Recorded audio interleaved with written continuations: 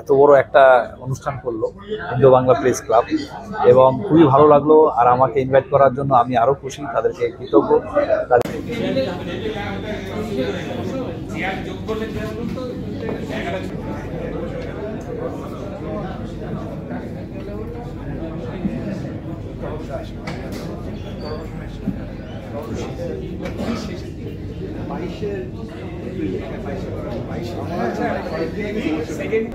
এই প্রথম পয়লা বৈশাখের বই পড়ার নেমন্তন্ন পেলাম, লেখক হয়ে উঠতে পারিনি।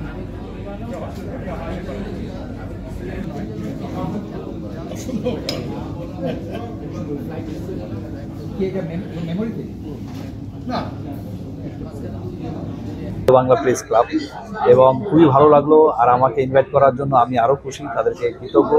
তাদের কাছে কৃতজ্ঞতা জানাই যে তারা আমাকে ইনভাইট করেছে এবং খুব ভালো লাগলো। এটা যেন প্রত্যেক বছর হয়, এটা আমরা আশা করছি ওদের কাছে। এবং এত সুন্দর একটা পরিবেশ তৈরি করেছে, সবাই এসছে, বড় বড় অনেকের যারা এসছে এখানে।